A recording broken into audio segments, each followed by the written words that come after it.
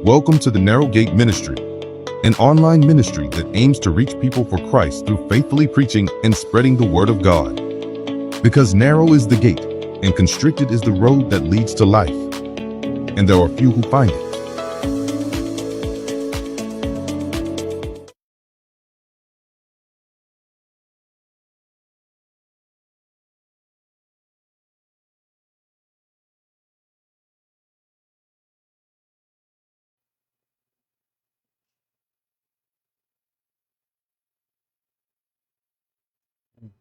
Magandang gabi po muli sa ating lahat.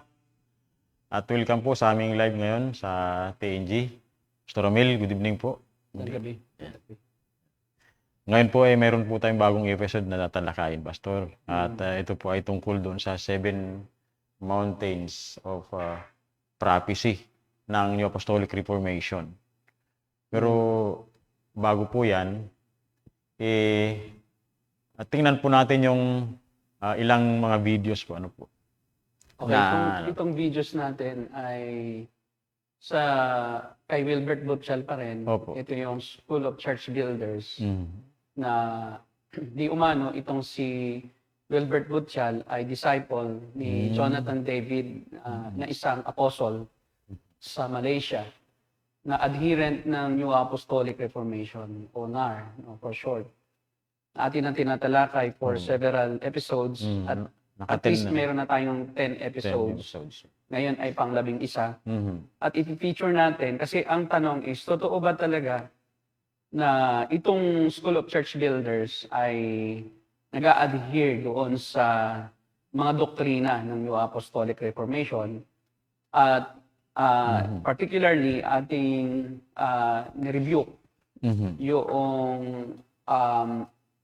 Association of Infanta Ministers, no? Infanta Quezon. Opo. At itong ating ipapakita ay ito yung disciple ni Butchal sa Real Quezon. Ang pangalan nito ay si Bong Pidida. Bong Pidida. At si Bong Pidida, siya yung kinatawan ni Wilbert Butchal doon sa area ng Reyna, Real Infanta Nakar.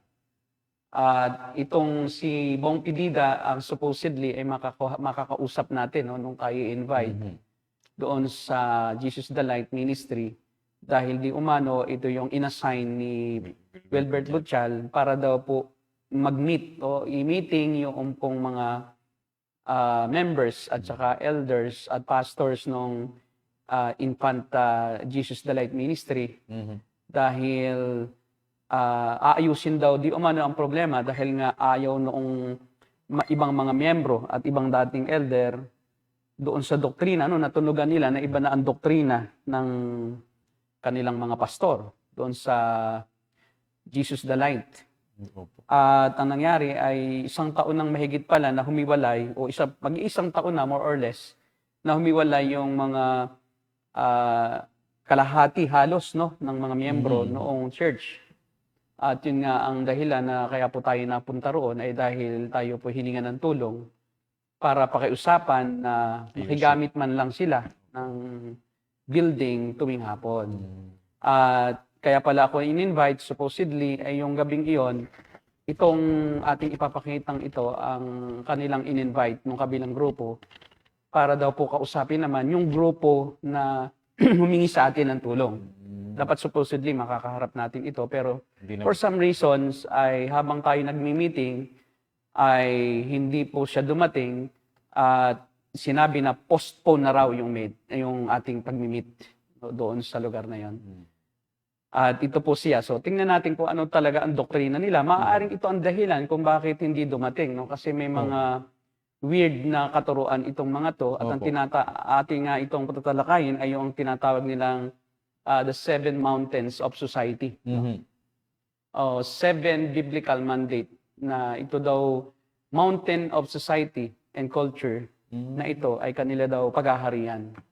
At ito may relasyon din doon sa tinatawag na dominion theology, yung pananaw o katuruan na ang mga Kristiyano ang maghahari sa mundong ito, hindi doon sa millennial kingdom pagdating ni Kristo, kundi sa kasalukuyan. Kaya nagre-raise na ang Diyos ng mga apostles, super apostles, mga bishops, mga tinatawag natin disciples, influencers sa society, ay para daw itayo na ngayong panahon Mhm. ang tinatawag nilang heaven on earth. Mhm. Kaya binabago na nila ang kultura at ginagawa na nila na katulad ng kultura sa langit. Tinatawag silang ganun. Ewan ko kung paano nila nalaman yung kultura sa langit, dahil hindi naman sila pa nakarating doon. At doon naman ay mga maluwalhating bagay na hindi naman pwede ikumpara yung mga bagay na panlupa. Pero tingnan natin itong anong pangalan nito? Pastor Bong Pidida. Yan, Pastor Bong Pidida. Tingnan natin yung ilang mga clips doon sa kanyang mensahe doon sa mismong YouTube channel noong pong School of Church Builders ni Wilbert Butchal. Panoorin natin po ito. Ito yung introduction nung kanilang... Yan po lagi. Makikita po dyan, Pastor, yung mission vision nila. Okay. Tingnan muna natin yung introduction. No? Tingnan natin yung unang clip nga na yun. Yung ipa-play mo sana. Kasi yun ang introduction ng kanyang sermon. Yan, di ba? So, pakita natin kung totoo nga ba na sila'y nagtuturo noong apostolic doctrine. Makikita natin yan. Yan. Yan po yan. Tingnan natin.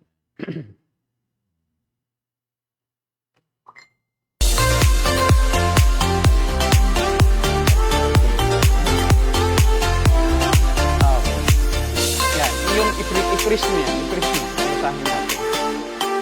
Yan. Okay, tingnan natin. Kailangan. So makikita natin to provide. Pakibasa mo, Pastor Derek. To provide information of current word and of the spirit that will bring them apostolic and prophetic dimension through training and conferences. To provide accurate pattern and principles that will build the minister's spiritual stature, manifesting in the uplifting of the social condition through mentoring and fathering. To provide apostolic strategies that will make churches fulfill the prophetic destiny. Yung Pastor, medyo... Okay. Kailangan mo. Isa-isahin natin. Makikita natin dito, nag-i-impart sila nung current word. Natalakay Opo. na natin yan. Pwedeng i-ganun yun. Current word. Nakasentro eh. Yan. Ay, naharangan kay Pastor. Yan.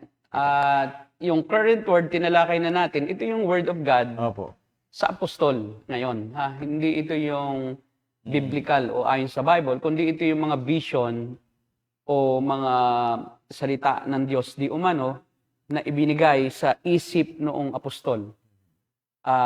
Particularly si Butchal. Kasi si Butchal yung apostol ng School of Church Builders na kumbaga siya yung binigyan ng impartation ng pagiging apostol ni Jonathan David.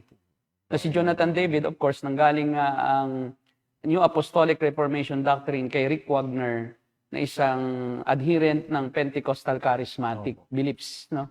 Or Pentecostal beliefs. Kasama yung mga charisma, yung mga gifts of the Spirit na di umano ay nagmamanifest pa rin. No? Kaya ng healing, yung miracles, kaya nga lang nawala sila noong time ng COVID. No? Yun ang malaking kasiraan. Na nawala ang pagmimiracle nila ng healing nung panahong mismong kailangan ng mundo. Kailangan Sila. himala, Napostpone din ang kanilang healing crusades. At yung mga prophecy school nila, yung mga lecture tungkol sa prophecy ay na-postpone due to unforeseen events. Yan ang sabi nila. Doon sa Bethel Reading, California. Si Bill Johnson ang pangunahing tagapagsalita ngayon ng New Apostolic Reformation. Okay? At dito sa Pilipinas, ang pumupunta lagi dito ay si Chian. Si Chian ang siya mismong nilay hands ni Rick Wagner na isa sa mga apostol, na primary apostles niya. Kasama rin dito si Cesar Castellanos. No? Hindi man siya purely kagrupo, pero yung mga paniniwala ni Rick Wagner ay in-spouse ni Cesar Castellanos ng G12 naman. At ang G12 naman, movement sa Pilipinas, ay pinangungunahan naman ni Oriel Valiano na hindi daw niya kailangan ang pera sa langit, dito sa lupa niya kailangan, kaya siya mukhang pera. Inaamin niya. Kaya kailangan magkapera. Kailangan magkapera. To make the story short, kailangan nila ng pera dahil babaguhin daw nila ang mundo. Dominion nga po. Magkakaroon ng dominionism ang mga Kristiyano. Ito rin yung katuruan na wealth transfer system ng mundo patungo sa mga Kristiyano daw. Di umano. So, kaya lang yung mga wealth na yun, Pastor, sa mundo lang na ito mapapakinabangan nila. Pagdating nila sa langit, wala na. Sila kasi ay hindi napupuntang langit eh. Ah. Hindi na eh. Dito na lang. Dito. Kasi ang mundo, kasi pag sinabi nating dominionism, straight na itatayo na ang kingdom dito. So sila magpiprepare ng kingdom. So sa panahon nila talaga, mangyayari yung dominionism, yung dominion ng Diyos. At sila ang instrument. So hindi na muna sila pupuntang langit. Hindi na muna. Dito lang sila. At saka Dito hindi lang naman sila pupuntang langit. Kasi I do believe, pagka ganito ang katuruan mo, I do believe they are not saved. As for now, ha? Pero pwede pa silang ma-save. Opo, may chance pa habang Kasi hindi iba ang pa gospel nila eh.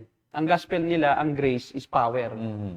Power to fulfill God's destiny for you. Kasama po doon yung pag-create ng wealth. Yes, yung Kasama po pag-create ng wealth, yung paghahari sa pitong bundok ng sosyedad.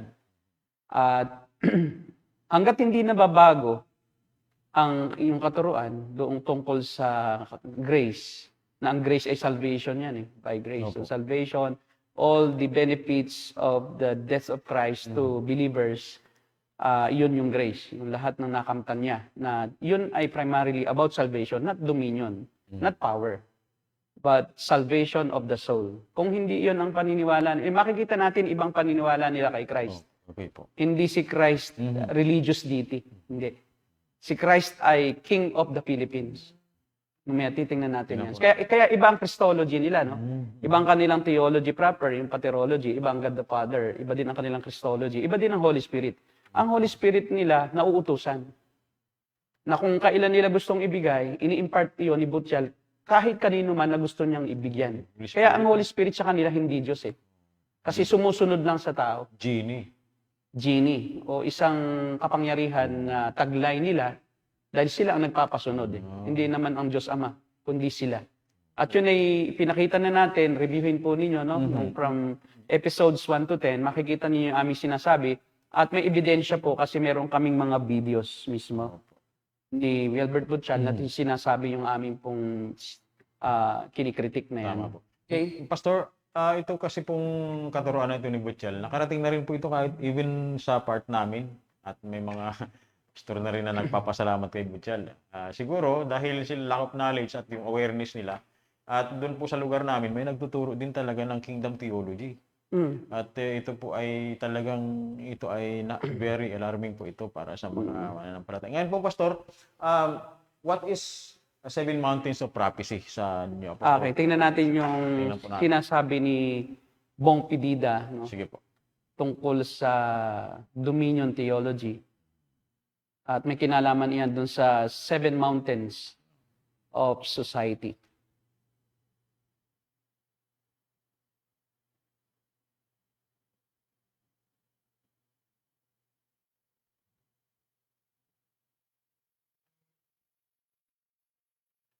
O bilang mga ambassador, ang pangunahin natin tungkulin ay impluwensyahan yung sistema ng yung mga sistema sa mundong ito ng kultura ng kalangitan. Dapat po bilang mga mamamayan ng kaharian o bilang mga ambassador. Okay, so ang kanyang tungkulin ng Kristiyano, lalo pa yung mga pastor, ay ambassador, at ang intindi niya ng ambassador ay hindi yung parang kinatawan para magbahagi lang ng ebanghelyo, no, para ipahayag ang salita ng Diyos, yung utos ng Panginoon, kundi ang ambassador ay para impluwensyahan ang mundo. Ko parang ang kanyang role ay napakalawak, no, at political. Hindi siya spiritual eh. Hindi siya spiritual, merely spiritual, but primarily political. Nababaguhin niya yung sistema ng mundo, impluwensyahan ang mga leaders ng kultura ng langit. Yung sabi niya, no? Na yun nga, hindi ko maubos maisip kung sila ba'y nakapunta sa langit at nalaman nila. No? Sabi nga ni Pablo, nakapunta siya sa langit, pero Ayaw niya sabihin. Ayaw niyang sabihin kung ano yung nakita niya ro. Baka daw po siya magkasala eh. Hindi naman. Parang Parang ganun. magkayabang siya. Oh, Parang magkayabang siya. pagmulan niya ng pagmamataas eh. Yan. Kasi nakita ko ang mga bagay na hindi kayang ilarawan ng salita. Pero itong mga to, nailarawan nila eh. Yung kultura ng langit, kakaiba, no? Siguro ay sila ay mayroong sariling definisyon ng langit. Ay, kaya. Kaya nga iba ang langit nila, no? So kahit makikita mo rito, ang langit nila ay yung interpretasyon nilang kakaiba na ito'y pang mundo. Pwedeng ilapat sa mundo yung kultura ng langit.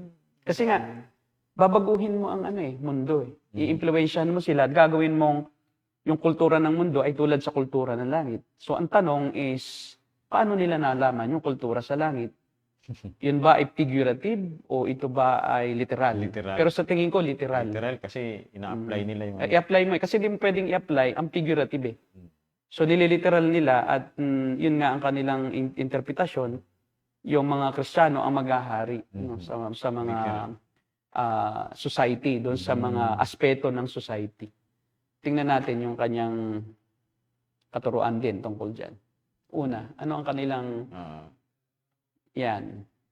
ano ang kanilang mindset bilang ambassador? Ganito po kasi yan eh, yung mayroon po silang mga dito pastor eh, yung tatlong video clips na yan, mayroon po ako nakukuhang tatlong mga katuruan din diyan. Tungkol po sa repentance, tungkol po sa deity ni Christ, and then tungkol din po ito doon sa pananalangin So, tingnan natin, no? Magiging Kakaiba talaga sila. Opo. Kasi iba sila. Iba ang kanilang gospel. Iba. Sa gospel natin. Opo. Hindi katulad ng ating gospel kung hindi meron silang extra biblical definition Extra ng talaga. mga bagay na spiritual. Tingnan natin yung una. Ano ba yung dyan? Siya, Yung repent. Di ba? Binigay niya yan para, yan yung daladala niyang mensahe. Kailangan natin magsisi. Kasi bakit? Ba't kailangan natin magsisi? Kasi repent means to change your thinking pattern. Yun ang ibig sabihin ng repent. Baguhin mo yung pamantayan mong kaisipan. Pamantayan ng kaisipan mo. Yung mga thinking pattern mo. Yung pang ibig sabihin ng repent. Kaya, yung unang magiging reaction mo to develop a kingdom mindset, your first reaction, di ba, to live a kingdom life on earth, is to shift your thinking. Papalitan mo yung iniisip mo at magsisimula kang mag-isip, sabi nito, and start thinking in terms of kingdom concept rather than religious context. Di ba? Ang iisipin mo na yung bagay sa kaharian, hindi na yung mga religious context tungkol na binigay niya.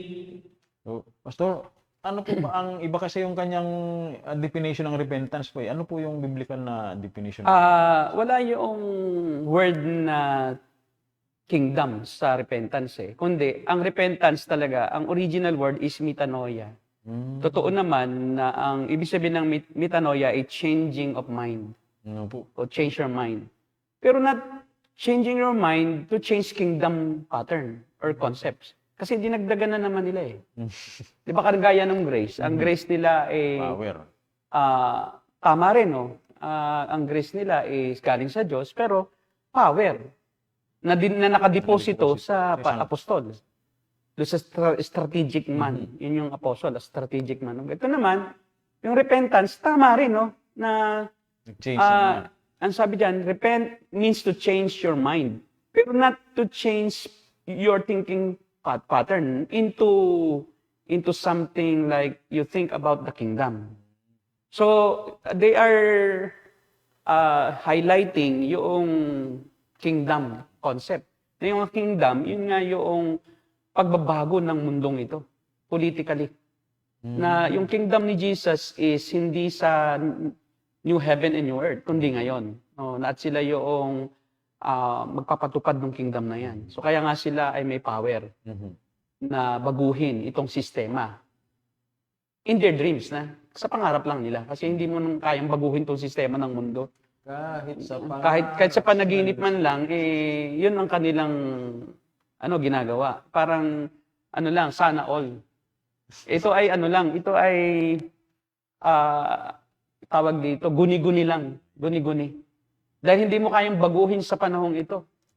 Yung sarili mo nga, hindi mo kayang baguhin nangihingi ka pa rin eh. Eh, saan ba nanggagaling ang pera nila? Eh, di ba sa politiko? Paano babaguhin yung politiko kung ikaw ay nanghihingi? Oh. Kita mo, ikaw nga ang pinapasunod ng politiko eh. Dapat, kung ikaw ang susundin ng politiko, yung pera ng politiko galing sa'yo. Maniwala ako, susunod sa'yo yan. Eh, kaso ganyan, bumababa ang tingin ng politiko. Ngayon, ang baba ng tingin ng politiko sa kanila eh. Kasi sila nga ang pinapamigay ng ayuda eh. Ang ano sa kanila ay utusan lang. O paano ka ngayon susundin ng politiko? At saka paano ka kakandidato na tagahingi ka lang ng pera sa politiko? Baka sabihin sa'yo ng politiko, sino ka ba eh? Nangihingi ka nga lang sa akin ng pambili ng bigas eh. Oh. Maniwala ako kung may bilyonaryo sa kanila. At magiging bilyonaryo siya sa mahimalang paraan. Hindi panghihingi. Yung talagang paraan ng Diyos. Legal. Hindi panloloko. So, pero kung ang iyong pera ay manggagaling sa panghihingi sa iyong miyembro, paano babaguhin ang sistema ng mundo? Eh, ang mga miyembro mo lalong maghihirap. Di lalong sasamaan tingin ng society sa kanila. Sasabihin ng tao, para si Kibuloy, akala mo ba si Kibuloy mataas ang tingin ng politiko? Hindi. Binababoy nila sa pangalan ni Kibuloy, pinagtatawanan, di ba? Ganon din sila eh. Ganon din ang ginagawa nila. Si Kibuloy, yung pattern ni Kibuloy na kingdom theology, yung dominion, yun din yun. Iba lang version sila. Oh, sa konteksto ni Kibuloy, siya ang leader. Sa konteksto naman nila, si Butial. Pareho din lang ng konsepto na babaguhin. Kakita mo, ang pangarap ni Kibuloy, maging presidente ng Pilipinas. Ngayon, kumakandidato siyang senador. Ba? Oo. Nag-file na siya ng candidacy. Oh, kita mo? Kasi yun din ang uuwian eh. Kung gusto mong mamuno sa bansa, ang uuwian mo talaga, eh ikaw yung kakandidato bilang senador. Para maapektuhan mo ang Senado. Kasi yun ang kanila eh, politically inclined, yung kanilang pag-iisip eh.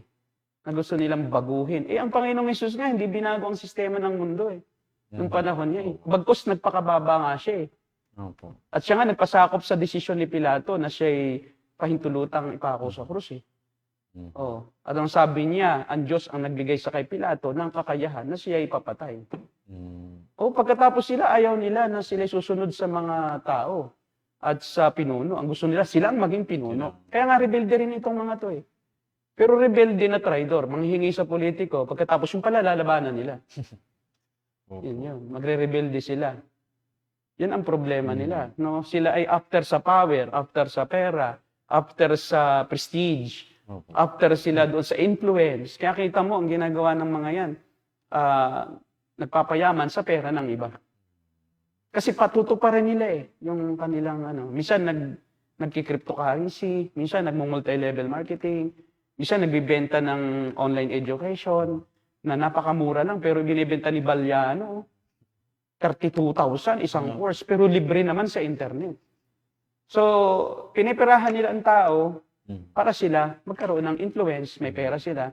Kawawa naman yung mga taong napapasunod nila at naghihirap. Marami na kasing naghihirap ng mga miyembro ng G12, mga miyembro ng mga ganyan. Sa kanila nagbibigay. At tinutulan na po yan ng maraming pastor, yung kay Butchal na yan. Kingdom mindset. Ang metanoia, change your mind about Christ, not about kingdom. Change your mind about Christ and about yourself, na ikaw ay hindi Diyos. Na hindi ikaw ang masusunod, kundi ang Panginoon Kristo. Na ang magliligtas ay ang Diyos through Jesus Christ, through His sacrificial death and substitutionary death on the cross. That's the changing of mind, ang concept ng metanoia. Hindi yung sarili mo na konsepto ng pagliligtas, na ikaw ang magpapakahirap at maglilingkod ka sa Diyos, ibibigay mo ang iyong mga handog sa Diyos para ang Diyos somehow maapektuhan mo ang kanyang desisyon na ikay iligtas dahil ikaw ay mas karapat-dapat kaysa iba. Dahil sa iyong performance. Yun ang i-change mo. Yung mind about your own view of yourself na ikaw ay mabuti. I-change mo. Masama ka. Dapat mong tanggapin na masama ka. You are in need of salvation. And in that sense, mababago ang iyong buhay. Kasi ang banal na espiritu naman, ang magbabago, hindi tao.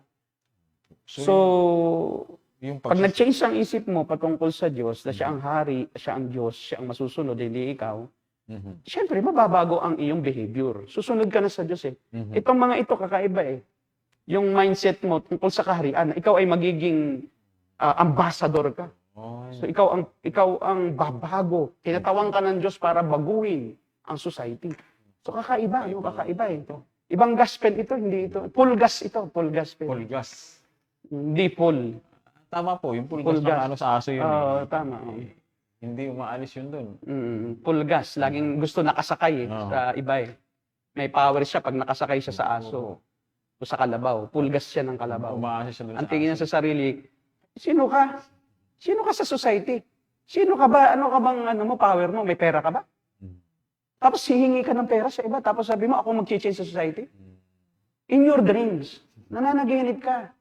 Impyerno ka na. Ba? Mali pa ang iyong buhay sa lupa. Kawawa pa ang tingin sa'yo ng tao. Mhm. Double black eye ka. Double black eye. So, malinaw po yung repentance. Ito ay change of mind sa pagkilala na makasalanan. Oo, sa iyong sarili. Hindi yung may kingdom. Anong kingdom?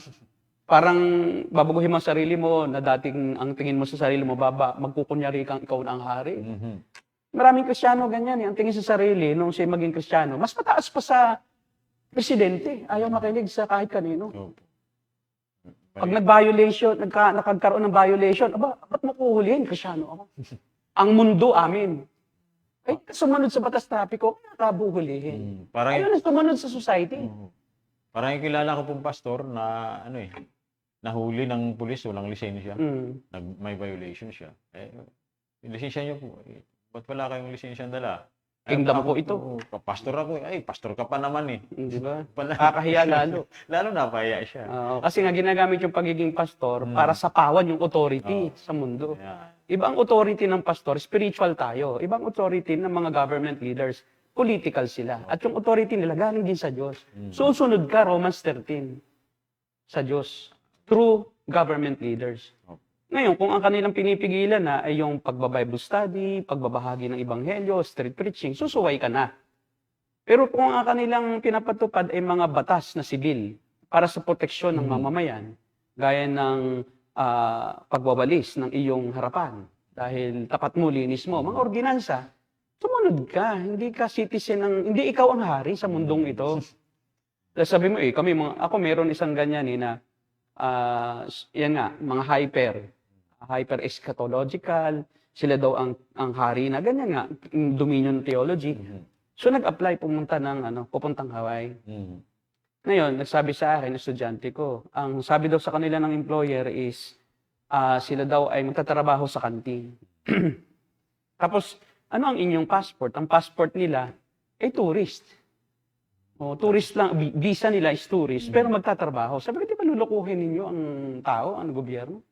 Di, pastor, tayo naman ang sa mundo, di ba? Tayo naman, grabe, di. Sabi ko, sige, bahala kayo. Nasa inyo yan, pero mali ang gagawin nyo. Illegal recruiter eh. Tinignan ko yung record ng recruitment agency, wala naman, walang record. Illegal recruiter. So, pinirahan sila. Tapos, nung pumunta sila ng airport, magkapatid sila, dalawa, isang panganay, isang bunso. So, nakalusot yung panganay. Yung bunso, nakita may defect ang kanyang passport. Di nakasakay na yung panganay. So, ang ginawa, ay pinabalik yung eroplano ng panganay. Nakasakay na siya, nag-take off na eh. Nagwala siya. Sabi niya, hindi, babalik ako, yung kapatid ko, naiwan. Tapos binalik. Buwi sila, tapos nagmamalaki pa. Kita mo, napasunod ko nga yung piloto. Di ba? Mali ka eh. Mali ang passport mo. Talagang ikaw ay papabalikin. Pero hindi pa rin natuto. Nag-reapply.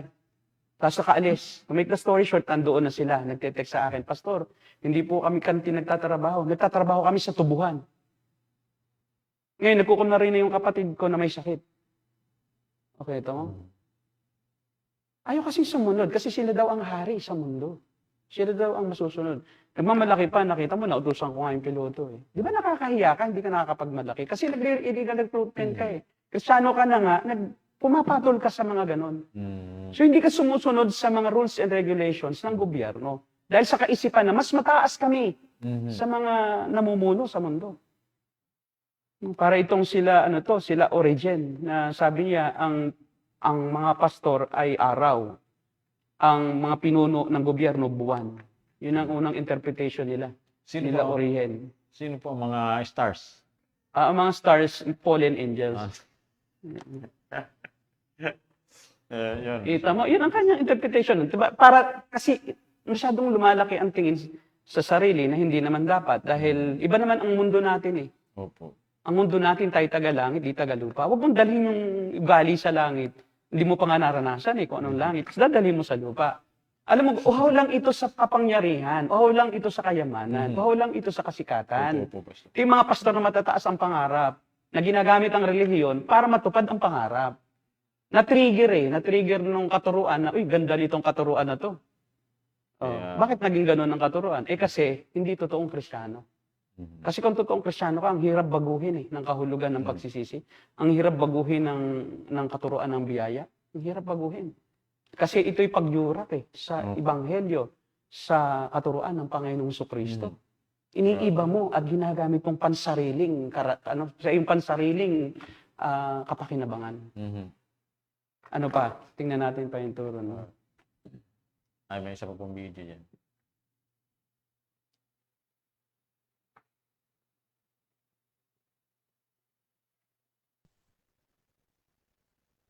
Dapat makita mo si Lord, hindi bilang isang religious deity. Di ba? Instead of seeing God as a religious deity, start seeing Him as the King of your country. Oh. Sa halip na tinitingnan mo ang Diyos na religious deity, tingnan mo siya at hanapin mo siya bilang isang hari ng iyong bansa. Di ba? Begin to think yourself as, di ba? Ayun. Di mo, politika na. No? Ang sabi dito nga niya is, your first reaction to living life on earth is to shift your thinking and start thinking in terms of kingdom concepts rather than religious concepts. And you treat Christ as king of your country, not king of heaven. Not religious, Deity. not according to religious concepts, not a religious deity. Kapatid, kapusungan yan. Opo. Jesus Christ is God. He is not king of the Philippines. Yung kingship niya is in the other age to come. Doon magaganap yun, hindi ngayon. Although, ang Panginoon ang nasusunod sa lahat, pero still, ang kanya pang pinahintulutang maghari, yung mga tao na kanya pang itinatag, ang kanyang i-establish dito sa mundo. Romans 13, baka nalimutan yan, Romans 13. Pakibasa mo nga. Romans 13, verse 1 to 5. Mali, yun ang Sabi mali. po dito, Romans chapter 13. Ang bawat tao ay dapat pasakop sa mga pinuno ng pamahalaan sapagkat walang pamahalaang hindi mula sa Diyos. At ang Diyos ang nagtatatag ng mga pamahalaang umiiral sa to. Kaya nga, ang lumalaban sa pamahalaan ay lumalaban sa itinalaga ng Diyos at sila ay nararapat sa parusa. So, kita mo? O, susundin mo yan. Huwag ikaw ang maghahari sa kanila. So, ngayon, ang gagawin mo is, si Kristo na ang hari ko. Meron akong isa ring na-experience na ganyan. So, broker ito broker. Matandang broker. So, anong nangyari ay dinimanda siya Siguro, hindi na parte ng maayos. So, nagkadimandahan. Wala siyang lawyer. Alam mo kung ang sabi daw niya sa korte kung sinong lawyer niya. My lawyer is the Lord Jesus Christ. I don't need an earthly lawyer. My lawyer is ginawa na rin lawyer ang Panginoon. Di ba? Judge. Ang sabi naman ng judge, attorney pala. iglesia ni Cristo yung judge, naawa sa kanya. Kasi akala siya nasisiraan ng bait. Kaya kita mo, ang tingin ng mga tao sa mga Kristiyano, mga born again, nasisiraan ng bait kasi dinadala mo yung future sa now. Yun na extreme po. Ni-extreme mo, na yung hinaharap pa, mangyayari sa hinaharap, dinadala mo na sa ngayon at ginagawa mo ng mundo mo ngayon. Hindi yan pa ang mundo ngayon, iba pa. Narito tayo sa lupa para magbahagi ng ebanghelyo, gumawa ng mga alagad. Hindi para maghari. Hindi pa ngayon ang panahon ng paghahari. Of course, we also need leaders, Christian leaders. That's good na may Christian leaders, may Christian lawyers, may Christian artists, may Christian businessmen, may Christian politician. Teachers. Maganda rin, may Christian teachers, but not necessarily para maghari sa mundong ito. But to share the good news of salvation by grace through faith. That's the gospel.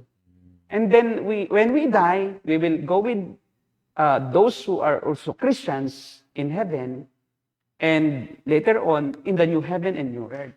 That's the time that tayo ay maghahari kasama ni Kristo. Of course, yung millennial kingdom. That's a kingdom. That's when the kingdom will set in during the 1,000 years reign of Christ on earth. Not in this age, hindi ngayon. Okay, meron pang isa yung kanyang yung prayer. Tungkol sa May prayer prayer. naman Tingnan ito. natin kung ano ang kanyang concept ng prayer. Dahil sila nga ay mga hari na no? Sila ay mga na iba na ang kanilang prayer, hindi na katulad Opo. natin.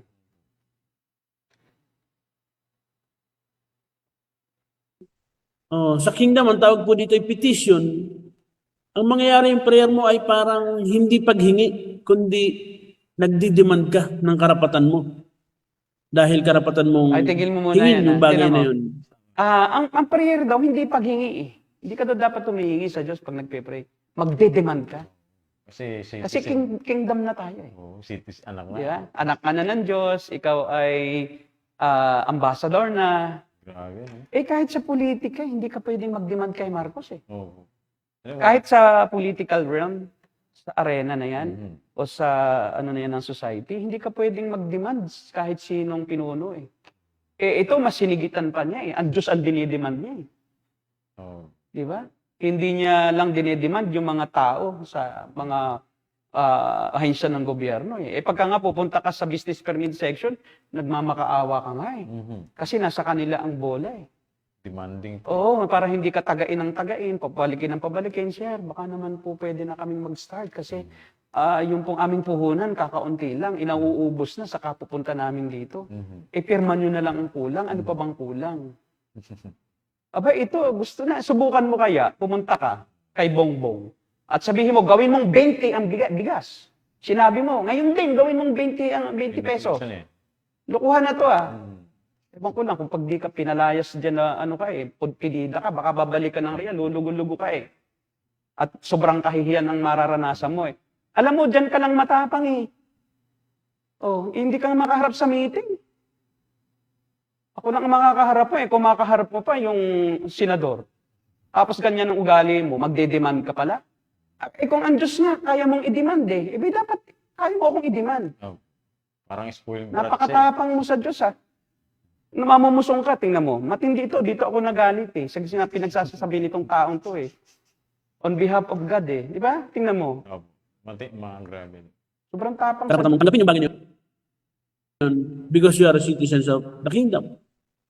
Hindi yung pag tumatawag tayo sa Diyos lagi tayong nakikiusap, lagi tayong nagmamakaawa.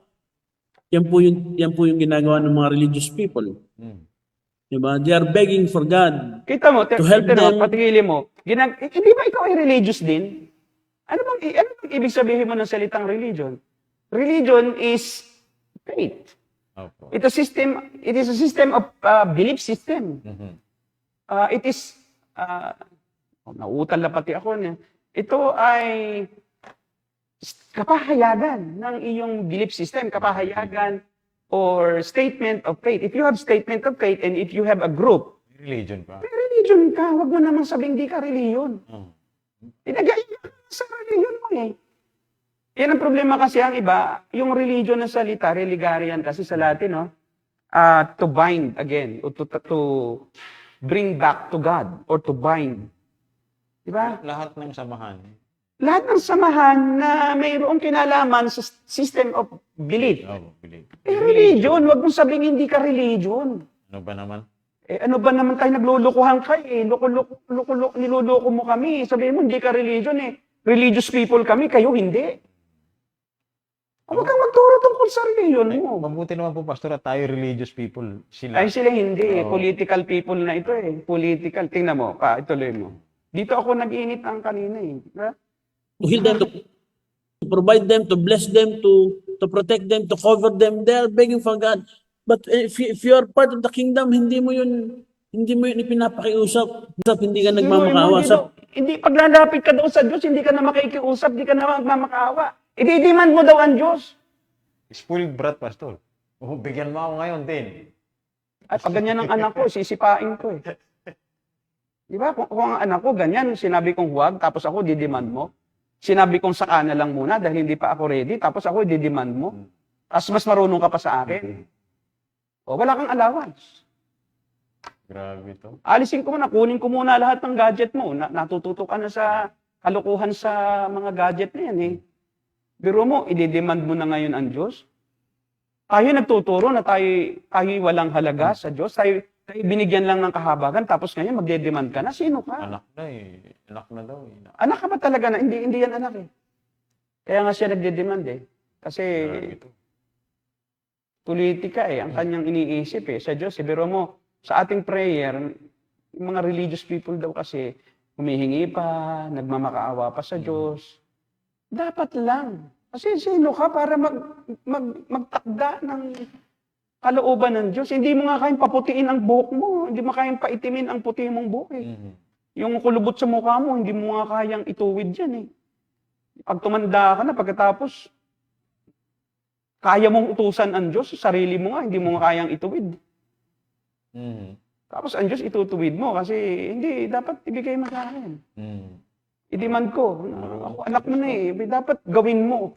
Ibig sabihin po, desisyon siya. O ngayon, bakit hindi ka pa yumaman? Oh. O bakit hindi ka pa naging kilala sa lipunan kung talagang ikaw ang nasusunod sa Diyos? Ibig sabihin, hindi mo napasunod ang Diyos. E di, hindi ka talaga pala, wala kang power. Huwag kang magmayabang na kaya mo.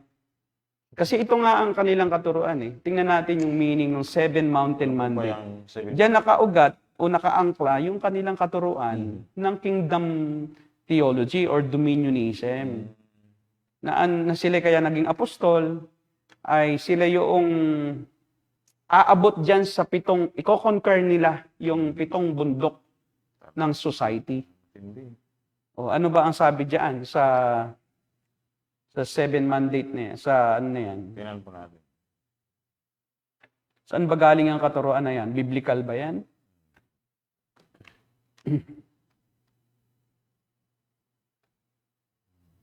Dito po sa ating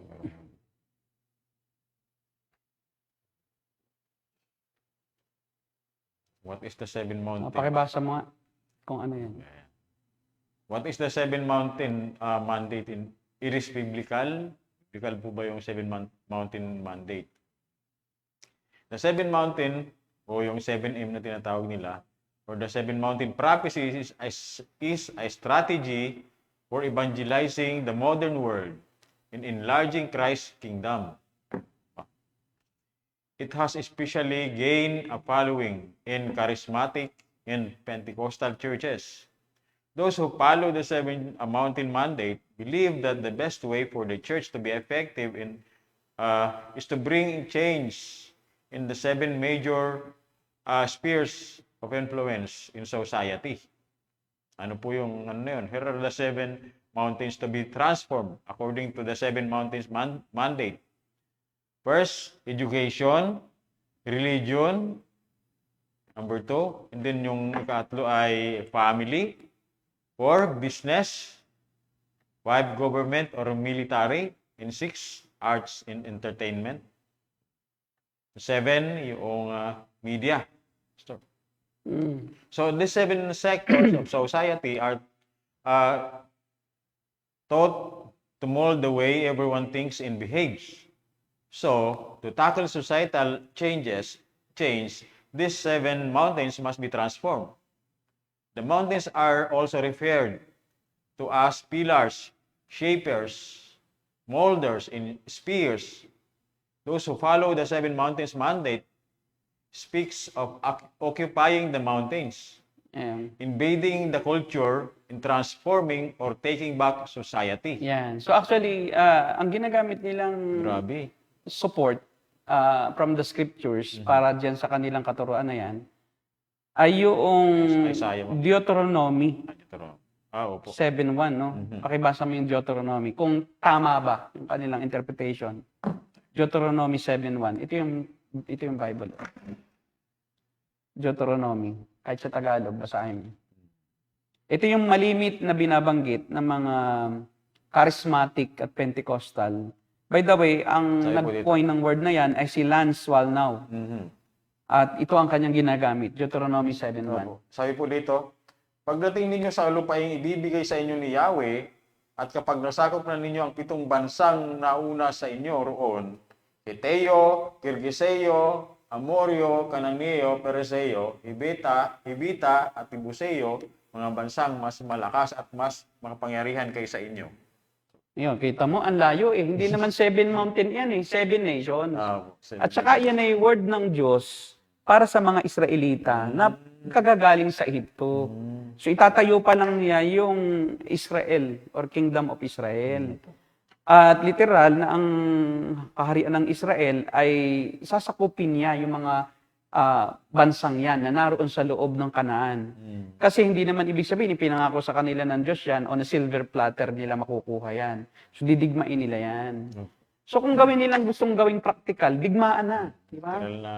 Literal na digmaan yan, literal yan na pag-conquer yan, pagpatay sa mga taong yan. Huwag nilang spiritualize yung literal. Di ba? Ang ginagawa kasi nila is literal, they make the spiritual or the literal spiritual, and then they spiritualize the literal. Itong literal na ito, ni-spiritualize nila. At pagka naman literal, gagawin nilang spiritual. Allegorizing ang tawag. So they have, ang tawag dyan, defective yung kanilang mode of interpretation or method of interpretation. Hindi sound. Sinong sinasabihan? Church? Hindi. Israel. O ano ang pinapatalo? 7 mountains ng society? Hindi. 7 nations. O ginagawa nila, ini-spiritualize. And wala kahit isang verse sa Bible na nagtuturo na ang mga Kristiyano o mananampalataya ay kanilang sasakupin ang 7 bundok na ito ng sosyedad. Walang ganoon. Maski ang Panginoong Hesus, ang utos niya, make disciples of all nations. Hindi ibig sabihin, sasakupin mo ang mundo. Pangangaral lang. Pangangaral lang ang ating gagawin. Hindi po tayo mananakop. Hindi po tayo ang maghahari sa 7 bundok na yan.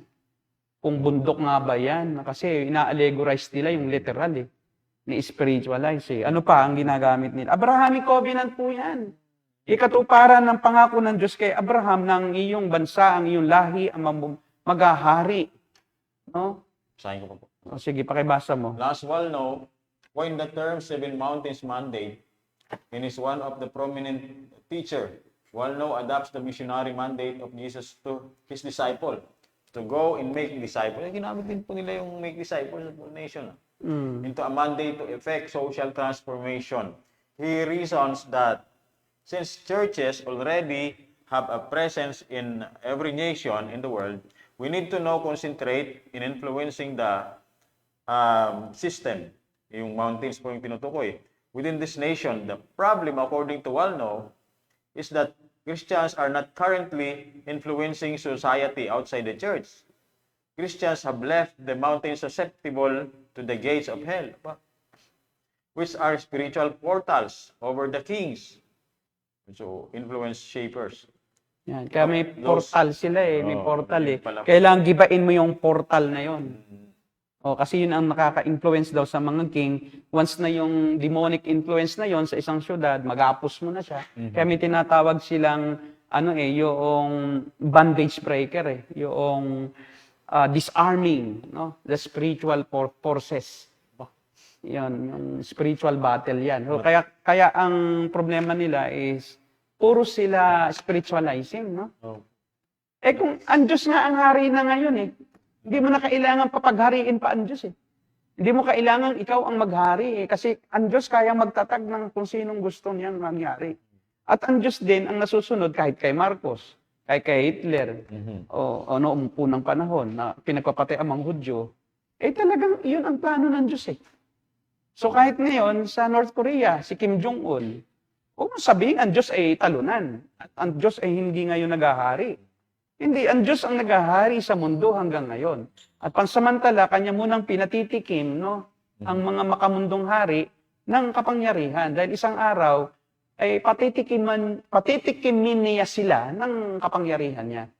At sila'y gugunawin sila, susunugin sila, magpawalang hanggan sa apoy. Kasi para maiparamdam ng gusto ng Diyos yung kanyang puot, ay ipaparanas muna niya pansamantala ang kanyang habag. Dito sa mga aayaw sa kanya. Defeated na po yung mga yan. Di mo kailangan talunin yan. Kaya ang hina ng faith ninyo eh. Akala nyo kayo ang tatalo. Talo na nga yung mga yan eh. Mayroon na yung huling hantungan eh, sa impyerno yan. Kasi napakaliit ng concept nila doon sa sovereignty ng Diyos eh. Napakakitid. Kasi ang kanilang isip, sila ang may kakayahan, ang Diyos parang nabigo eh. Kita mo, anong sabi ni, yung prayer na yan ay pananaw din ni Dr. Miles Monroe. Opo. Totoo po. Na sabi ni Dr. Miles Monroe, ay prayer is a heavenly license for earthly interference. So, ang panalangin ng Kristiyano ay lisensyang makalangit para sa panlupang pakikialam sa mundo. Dahil ang Diyos daw hindi makakapakialam sa mundo pag hindi mananalangin ang mga Kristiyano. Kaya kailangan demand mo na. I-demand mo na para makapakialam na ang Diyos. I-demand mo na siya. Susunod siya ngayon sa iyo. Nawiwindang po ako dito sa doktrina ng Dominion Theology. Oo. Para. Yung Deuteronomy 28:12-14, yung ikaw ay magiging buntot, ikaw ay magiging ulo, hindi ka buntot, di ba? You will be the head, not the tail. Parang ikaw ang mamumuno. Kay Abraham pa rin Kaya yun. pala ganun ang nila. Pakibasa mo ang Deuteronomy. Ito'y laging gamit-gamit niyan, yung mga apostol na yan. Verses 12-14. Sabi po dito, bubuksan niya ang langit upang ibuo sa inyo ang ulan sa kapanahunan. Pagpapalain nga niya kayo sa lahat ng inyong gagawin dahil dito hindi kayo mangungutang, sa halip kayo pa ang magpapautang sa ibang bansa. Gagawin kayo ng Diyos ninyong si Yahweh na pinuno ng mga bansa at hindi tagasunod. Uunlad kayo at hindi mabibigo kung susundin ninyong mabuti ang kanyang mga utos at ibibigay ko sa inyo ngayon. Yan. Kasi ang mga charismatic Pentecostal, pareho ng Baptist at saka ng pagdating sa replacement theology. Yung kay Luther na view na at saka kay John Calvin na ang view nila is pinalitan na ng church ang Israel sa kanyang plano sa mundo. So kaya lahat ng mga pangako ng Diyos para sa Israel nalipat sa church. Kaya nga lang yung mga Reformed Baptist, Presbyterians at saka Lutherans, hindi naman ganito na dominionism. Kung hindi, yung spiritual promises lang. Pero ang New Apostolic Reformation doctrine ay talagang pati yung pamamahala ay sa Kristiyano na rin. Pati yung literal na kingdom na para sana sa Israel ay malilipat na sa Kristiyano. Kaya nagtatayo na ang Diyos ngayon ng mga super apostles. Sila ang super apostles kasi sila ang tagagawa ng apostol eh. Sila Chian, Rick Wagner, si Bill Johnson, sila yung mga super apostles. Apostle maker. Ito namang apostol na kanilang in-impart ng apostleship, ng fathering, ang kanilang pinather, ito naman yung mga apostle lang. At mga assistant apostle, yung iba nilang ginagawang katulad nila sa iba-ibang lugar. Kasi ito hanggang second level lang. Yung multi-level marketing niya is hanggang second level lang. Kasi darami ang apostol eh. Dapat sila lang. So si Chian, tapos sila yung kanilang ginawang apostol, hanggang doon lang. Tapos yung second level niya, yung mga pastor. Hindi na pwedeng yung mga pastor na yon gumawa ng apostol. Sila lang. So kaya talagang yayaman ito. Yayaman sila. Kasi sila ang bibigyan ng tenth of the tenth ng church, nung pastor na kanilang nadala dito sa doctrine of apostleship, yung New Apostolic Reformation. Yung maniniwala sa kanila na sila na yung depository ng grace ng Diyos. So, syempre, magbibigay ka sa Kanya, kakatiin mo yung grace. Yung blessing kasi, parang bumbayan eh. So, kailangan lagyan mo muna ng tubig, pangkati, para pag kinatiin mo, mag-o-open ang heaven. Hindi, mga So, insan, mga insan. Pastor, sigway po tayo sa sandali. Mayroon po ditong tanong eh. Yung parang hindi naman related dito sa topic natin eh. Mula po kay John Mark Bustamante. Good evening po, Pastor. Okay. May rapture po ba? Ano po ang thought ninyo dito? Parang ito ay Opo, naniniwala po. May prophet ba? Hindi ko rap. Ayaw po, isa May prophet pa ba sa CCF? Si Justin Bieber. Ay, Bastasa. Akala ko Justin Bieber eh. Pero ito pong isang tanong. Wala na pong propeta, pero may propeta nga sa BCF. Ang kanilang resident prophet, at nabasa ko rin sa kanilang website yan, ay mag-asawang, yung Hammon. Si Bill Hammond. Bill Hammond. Si Bill Hammond. Mag-asawa lang. Yung mag-asawa ni Bill Hammond. Naghahamon yung mga yan eh. Lagi eh.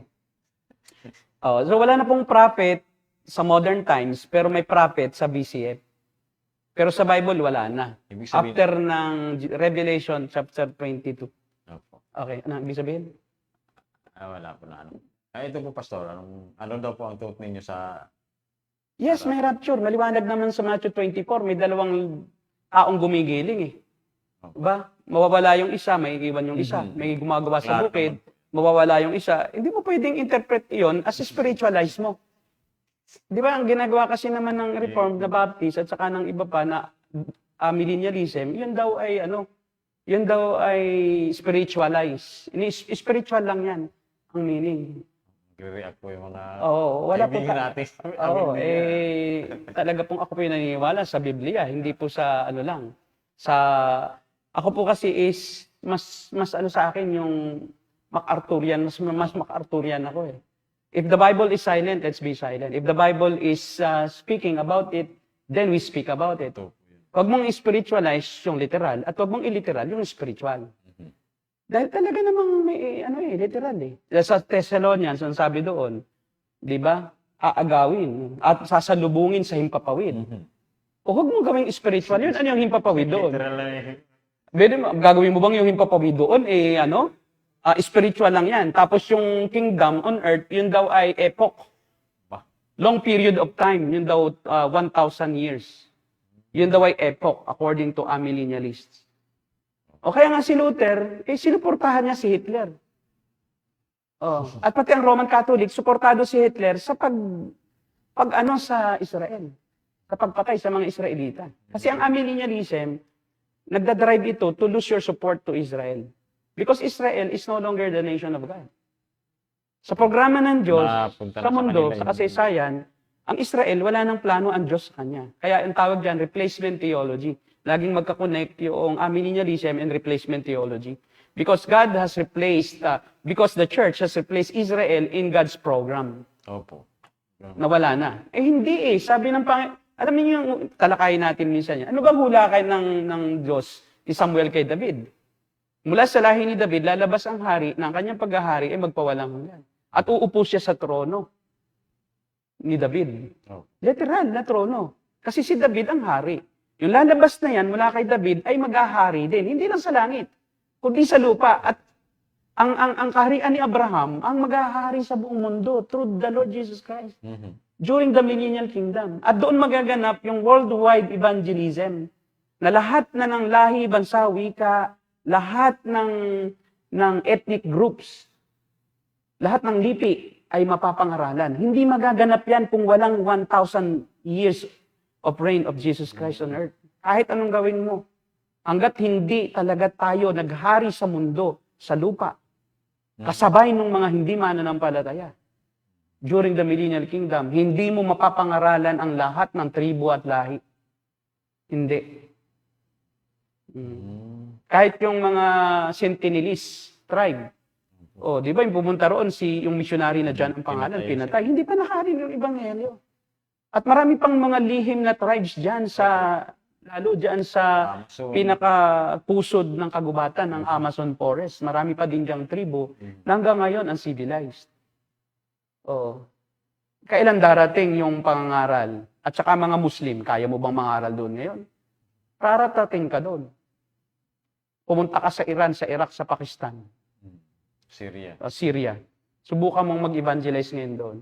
Unless na ang Panginoon Kristo ay maghari at tayo ay mayroon ng glorified bodies at si Satanas ay inalisan na ng kapamahalaan sa mga non-believers, wala na siya na influence, saka lang magkakaroon ng... Saka darating yung panahon na mawawala talagang karahasan, na doon manggaganap yung leon at ang tupa magkasamang ihiga sa sabsaban. May kapayapaan, may worldwide peace and prosperity, na doon talaga mananagana ang buong mundo. Yun pala naman ang prosperity. Maghintay kayo. Totoo may prosperity, pero hindi pa ngayon. Mga prosperity Kasi nga preachers. sila, dinadala ang future sa now. That's a problem of hyper-eschatological beliefs. Excited po sila, Pastor. Sobrang excited eh. Sa tuloy, namali tuloy ang gospel. Yun nga, siyempre, ang madadala lang naman sa false gospel ay yung hindi pa saved. Kasi ang Holy Spirit hindi naman pwedeng kontrahin ang salita ng Diyos. Bakit kakaiba ang kanilang pananaw sa grasya ng Diyos kaysa sa pananaw ng tunay na mananampalataya? Iba ang pananaw nila sa kaharian ng Diyos sa pananaw ng mananampalataya. Mapapagpasensyahan pa natin yung amillennialism kasi dahil kay Luther, kay Augustine. Si Augustine kasi ang nag-propose ng amillennialism doon sa City of God. Balikan yung history. May historical background lahat yan. Opo. At pangit yung historical background. Akala ni Augustine, ang Roman Empire na ang City of God. Dahil ang religion noon sa buong Roman Empire ay Roman Catholicism. Yung hindi pa corrupted na Christianity. During that time. Kaya sumulat siya ng The City of God at ang sinasabi niya, ang City of God na ay ang Roma. Wala pang ang papa. iglesia Wala pang papa ng siguro. Roma. Wala pang papa. Meron ng concept ng leader, Opo, pero walang papa. pero hindi pa yung infallibility na invento. Inimbento. Nandun pa sa East, Byzantine, at saka sa Egyptian, sa Syria, at saka sa Egypt pa ang dalawang Bible school. Dalawa. Antiochian School Alexandria. at saka Alexandria, Egypt. Doon parehong may mga bishops. Na totoong bishop hindi po. Mga Christians. At yung mga bishop. At yung mga bishops na yon, Hindi po hindi sila yung bishop na parang ngayon na binibili ha. Ang bishop talaga ay yung mayroong pora paroko, yung maraming membro. Yung mayroon ng mga group of parochial hindi po sila yung private churches. na Ay hindi po binebenta ang pagiging ang bishop noon is hindi po iyan title. Napunta na po tayo sa bishop. Hindi po yan title. Iyan po ay ministry. Opo. Dahil sila yung teaching na sila nasa teaching ministry sila. Sila John Chrysostom, sila ang nagtuturo dito sa Antiochian School. Dito naman ay sila Origen. Yan Sa nagpropose Alexandrian. sa Alexandrian School. Ang Alexandrian School, ang kanilang interpretation ay yung allegorizing nga. Yan. Doon nagmula yung allegorical interpretation of the Bible. Yung literal, nilibigyan ng spiritual na meaning. Di ba? Tulad yung Good Samaritan, yung victim doon ay non-believer, yung in ay church. Di ba? Yung pagamutan na dinala, tapos yung si Christ, yung Good Samaritan. Literal lang ito. So nililiteral nila yung mga meaning. Ini-spiritualize. Kasi may literal siya, nakahulugan. Opo. Nilagyan ng spiritual na katumbas, equivalency. Yun ang allegorization. Yan, allegorizing. Yung literal, gagawin mong spiritual, allegory yun. Pero ang unang nagturo ng right hermeneutical principles, yung tinatawag nating hermeneutics, yung Antiochian School. Sa Antioquia. Magagaling pala sa interpretation ng scripture ang mga Yung John Chrysostom. Diyan nag-umpisa yung historico-grammatico-literal method of interpretation. May history, may grammar, may literal. Pag literal. Pagka mahirap intindihin sa paraang literal, ibig sabihin yung figurative yon. Pero wag mong gawing literal yon. Mayroon yung equivalent na meaning ayon sa history, ayon sa grammar. Hindi siya pwedeng interpretin sa literal na paraan. Pag parable yan. Wag mong gawing literal. Parable Okay. Kaya yun, yung City of God, diyan ang galing yung concept ni Martin Luther. Dahil natuto si Martin Luther kay Augustine, nandyan yung concept ng replacement theology. Kasi pinalitan na ng Roman Christians ang Israel. Wala nang plano ang Israel. Na-dissolve na siya, kabilang na lang siya sa church. Paano nila in-interpret yung... You need to have, ang tawag dyan is 11. theological gymnastics. Maggi-gymnastic ka. I-stretch mo ang sarili mo para makuha mo yung ganong interpretasyon. Kaya yung John 3:16, pinipilit lang yung world doon is elect. For God so loved the world, yung world, elect.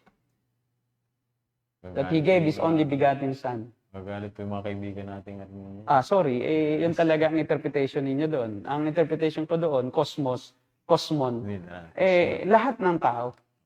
pati mundo kasali. Lahat ng created order. Creation. At mahal din naman ng Diyos pati ang creation, di ba? Sa Romans chapter 8. Mhm. Humihibik din ang lahat ng sanlilikha at naghihintay sa paghahayag ng Kaya mga nga anak po. ng Diyos. Kaya, Palalayain din sa kabulukan ang mundo. Mahal din ng Diyos ang sanlilikha. paano nila i-reconcile yun dun sa chapter 8 ng Romans? Mahirap Verse i-reconcile. 18 hanggang 23. Ay, elect din daw yung mundo. Elect din yung mga puno, Okay. So, may elect din na puno, may elect din na bahayop, yung mundo, planeta, elect din. So yung elect lang na yon na pero naniniwala po kami sa election, ha? Hindi ka na election. Ah. Mamaya. May tanong pa ba sa susunod? Susunod po siguro. Highlight. Sobra, Mr. Bong, grabe ka. Ayan. Sobra po sila, Pastor, grabe, dapat lang na humingi tayo sa Panginoon. Hindi na po tayo hihingi, sabi niya, mag-demand ka na daw. Utusan mo na. Opo. Bakit di ba sabi nga, ay cover this town with your blood. Pero mo, yun pa, hindi ko maintindihan. Ba't naman kukuberan mo ng blood yung buong bayan, di ba? Naging kulay pula. Paano ba nangyayari pag ganon? So, kasi allegorizing yun, spiritualize nila yung blood eh. Blood itself has no power. Yung blood mismo, kundi yung blood is figurative for the life and ministry of Christ. Sacrificial death and life of Christ. Lahat yan ang kanyang ginawa. Encapsulated into one, the blood of Christ. Oh. That's life. Blood is also life. Diba? It's not only death, but it's also life. Because the life is in the blood. It's not only figurative for death, but also for the life. It's all the life and death of Christ, not the blood per se na mayroong kang hawak-hawak na, di ba, magsasaling ka ng dugo, ganun. Tapos ikukuberan mo yung buong Infanta Quezon o buong Pilipinas. O kaya yung kotse mo, pag nagdededicate, cover this car with your blood. Okay? Para hindi pa Mabubundol ka talaga. Oo, di makikita eh. Protection yun. Kaya dapat protect na lang. Huwag na tayong gagamit ng mga highfalutin word para magmukhang spiritual. Simplihan na lang natin. Kasi nagkakamali-mali pa tayo ng doktrina dahil doon sa ating pag-spiritual. Para kasi magmukha tayong may authority na gamitin mo yung blood. Na mali naman ang iyong interpretasyon sa blood. Di ba, meron pang comment eh, maganda. Ano? Sige po, magtanong po kayo. Mr. Bong, grabe ka. Church pa naman ang pinasok mo. Akala mo, madadaya mo kami. Salamat po na kayo po ay nalinawan. Hindi lang po natin maiwasan na hindi talaga ma-disappoint. Talagang nakakapikon Ang tawag po dito is holy anger eh. No, kasi ang Panginoong Hesus nga nagalit din sa mga mali-mali ang katuruan eh.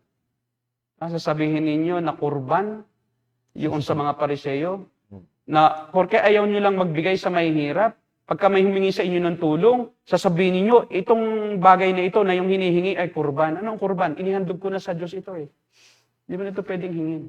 Kurban na ito. Okay, tapos gagamitin nyo lang yung salitang kurban na pananalita na ito inihandog ko na sa Diyos para wag kang magbigay sa nangangailangan. Kahit magulang mo, hindi pwede ibigyan. Nangangailangan yung magulang paghandog sa Diyos eh. Hindi, naihandog ko na ito sa Diyos. Kumbaga, hindi pa niya ihandog, pero kurban na siya. Siya ay, nakatalaga na siya eh. Yun ang kanilang sinasabi. Kurban na ito. Wow, religious. Pero yung pala, ayaw magpautang. Sa magulang. Sabi po dito ni Sister Bridget. Yan po sana din yung question ko. Bakit yung prayer nila palagi may kasama cover with the blood of Jesus? Anong meron sa blood ni Jesus? Anong meron? Ay di ang Ang tawag diyan is mystical. Mysticism. Yung parang yung mismong bagay na ang may power, hindi na yung nangyari. Hindi na yung si Jesus mismo. Kundi yung bagay na nagmula kay Jesus. Kaya alam mo nga, hindi pwedeng yung paghuhukay nung... Kaya inaalis ng Diyos yung Ark of the Covenant, di na nakita yan, kahit anong hukay nila. Yung Raiders of the Lost Ark, yun yung paksa eh. Patuloy nilang hinahanap yung Ark of the Covenant. Hindi makikita, pati yung blood ni Jesus daw, hinahanap, pati yung cross niya. Hindi niyo na mahanap, sasambahin niyo eh. Kita mo, wala na nga yung blood, sinasamba niyo na halos yung blood eh. Hindi naman yung blood mismo. Na literal na yung matter na yon na blood ang may power eh. Kundi yung buhay ni Christ. Alis kaya, di ba, mayroong aklat si MacArthur, not the blood, but the life of Christ. Not the blood. Sana but, makita nila yun. Di ba? Na yun. Meron yan eh, mayroong libro yan eh, na some Somehow ganun yung title. Not the blood, but the life of Christ. Everything that Christ has done. Not mystical blood. Tapos may mga turo pa sila, yung blood daw na yun, walang type. Tao si Jesus, paano walang type? Hindi siya tao pag walang type yung blood na yun. Ano yun, hayop o ano ba yun? Wala daw type. Yun ang galing kay Mary. Dahil nagkaroon na ng mga ganong mga connotation kasi nga nag-iimbento ng mga tawag doon ng mga kakaibang kaisipan na siguro wala yung type. Tinuro na walang type. Kung ano ang blood ni Mary, yun ang blood ni Christ. Grabe. Kasi kay Mary siya kumuha ng humanity. Yung humanity. O, ito pa po, Pastor. Sabi dito ni Brother Ted Canon. Grabe, si Mr. Pineda. Napakababa ng tingin sa Diyos. Gagawin lang hari ng bansa ang Diyos. Kita mo? Nakakapangilabot. Yan. Alam mo, yun ang feeling ko rin, nung marinig ko ito. Yung din nung naglaro sa isip ko, yung blasphemy. Oh, blasphemy. Na parang si Jesus Christ, ginawa mo na lang na literal earthly king. Oh, of course, he is also king, but not earthly. But not earthly king. He is the King of Kings, the Lord of Lords. Hindi lang si King ng Pilipinas. Di ba? Parang baba ng tingin mo. Parang Marcos lang ang peg. Di ba? Marcos lang. Parang si Pilate ang tingin ni Pidida kay Jesus. Alam mo si Pilate? Si Herodes? Alam mo si Herodes, kaya niya pinapatay yung mga 2-year-old below na children doon sa sa Bethlehem. Biro mo libo-libong bata pinapatay. Dahil akala nila si Jesus, ang papalit sa kanya bilang hari ng Israel. Bilang gobernador ng Judea. O, di ba? Siya maghahari siya eh. Sabi na, literal na hari ang isip niya. Ganyan din si Bong Pidida. Kaya yung kay Herodes na kaisipan na kay Bong Pidida. Oo, si Bong Pidida, si Herodes. Diba? Kaya yung mga... Na earthly king si Jesus, papalitan niya si Marcos. Naku, mga kapatid, yung mga nakikinig at nakapalo sa teaching na to, naku, magpasya kayo ngayon. Baka mamaya, iboto niya ang Panginoong Jesucristo, ha? Baka mamaya sa election, may sumulat dyan sa mga member ni Pidida, Jesus Christ. President, Jesus Christ. Para iboto na natin, para maging king. Baka si Pidida na rin. Opo. Naku. Hindi ako susuporta. Pag si Pidida din lang kakandidato, kahit barangay captain, hindi ako boboto dyan. Mali-mali eh. Kung magbabarangay captain ka, tapos sasabihin mo, ako na ang dito, hari. Hari na. Uutusan na niya yung lahat ng... Pati nga Diyos, inutusan niya. Di lahat ng tao, utusan din niya. Demanding sa Diyos yan eh. Masyadong demanding. Ayun. Ang Diyos na ang kanyang pinapasunod. Nasa kanya naman galing, i-demand daw eh. Parang I-demand yun. Parang po sabi, bigyan mo akong kotse ngayon. Oo, ganun yun. Ngayon din. Ngayon din. Di ba? Kaso hindi siya masunod eh. Hindi siya sinusunod. Kasi kung sa totoo lang, kung talagang siya hihingi na nagdedemand siya, marami na siyang hiningi. Hindi kalooban ng Diyos eh. Di ba? Baka may maganda na siyang mansyon. Kaso ayaw sumunod sa kanya ng Diyos eh. Kasi kung talagang napapasunod mo ang Diyos, bakit wala ka pa ng mga bagay na gusto mong mangyari sa iyong buhay? So hindi rin totoo. So anong ibig sabihin? In your dreams lang. Naguguni-guni ka lang. Para yung kanta ng After Image, ano po? Mangarap ka. Ayun pala. Mangarap. Ganda ng kantang yun. Kantahin mo nga, Eric. Gitara ka ba dyan, RJ? Para magka-flavor ang TNG Ministry. With singer. With guest singer. Mag-guest kaya tayo, no? Pwede. Pwedeng guestin natin dito. Mga minsan, mag-guest tayo nung singer para naman may intermission. Di ba? Pero ganoon eh. No? Nangangarap lang ito eh. Totoo po. So kawawa po ang mga makikinig sa kanya. Wala nga po yata siyang magandang sasakyan eh. Paano ka masusunod? Paano ka igalang ng mga tao? Ikaw nga wala. Kasi kung yun ang panlupa ang isip mo, na ginagawa mong literal na leadership sa lupa, ang pagiging apostol o pastor, mali yun. Hindi ka igagalang sa lupang ito. Kung ganyan ka lang. At saka kung ganyan ka lang magturo, hindi ka pakikinggan ng mga may aral. Kasi wala kang scientific na interpretation ng Bible eh. Nabasa mo lang tapos wala kang background nung binasa mo eh. Tuturo mo na kami ambassador. Kasi naniniwala po sila, Pastor, na as the Spirit leads. Yun ang problema. Pag binasa ko yung mangungusap ang banal na spirito dyan, kung ano interpretation ko, yun ang pangungusap ng banal na spirito. Dahil sa sinabi ng kukotin niya sa kanyang sarili. Dahil yung mga ganyan, kaya maasa sa espiritu, dahil walang alam talaga, practically speaking, intellectually speaking, ang maasa lang sa espiritu kasi nga hindi naman nag-aaral eh. So sasabihin na lang nila na ito'y sinabi sa akin ng Diyos para magkaroon ng authority. Kasi wala namang kasing basis yung kanilang sinasabi. Holy Spirit lang. Walang historical background, walang educational background, walang iba't ibang interpretation ng mga Bible scholars. Hindi nila yun alam. So kaya ngayon, spirit lang. Dahil spirit ang nagsabi sa akin, maniwala kayo. Kasi ang espiritu ay makapangyarihan. At yun ang nagsasalita sa akin. Kaya sinabi sa akin ng Diyos. Di ba, abay, makinig ka. Kasi Diyos ang nagsabi sa akin. Kasi nanaginip ako kagabi. Sabi ng Diyos sa akin, makinig ka uli. Nanaginip siya eh. So kung yung authority ay yung mga salita-salita mo lang na wala namang basihan, ay hindi ako maniniwala sa inyo. Kasi kahit naman yung mga kulto, pag nag-aral, natutuwid eh. Yan, natutuwid talaga. Kaya kailangan nyo talaga ng pag-aaral. Maraming kulto na ang natuwid na. Dahil nagbukas ang isip. Marami namang opportunity. May mga para makapag-aral eh. Hindi rin po ako boboto, Pastor, kahit barangay tanod. Abay, may eleksyon na rin ang barangay tanod. Si Josie. Talagang mahirap bumoto sa ganyan. Biruin mo, uutusan ka ng barangay tanod. Diba? Kasi leader na siya eh. Diba? Ikaw na ang pagwawalisin. Ikaw na ang pagbabantayin sa barangay hall. Di bibigyan ng ayuda. Hindi ka bibigyan ng ayuda kasi hindi ka kasali. Yan ang problema. Sa masyadong ina-allegorize ang Bible. Okay? Ano pa ang ating tatalakayin sa gabing ito? Bukod dyan? Yun. So, siguro, natapos po dyan yung ating pagtalakay tungkol dyan sa Dominion Theology na yan. Meron pong ilan tayong sanang gusto po na pahapyawan yun regarding po sa religious title o office po, Pastor, ng mga religious leaders man, tawagin nila. Yung tungkol po sa bishop, Pastor, yung elders. Bishop. Ano ba ito? Yung rank level? Parang ano?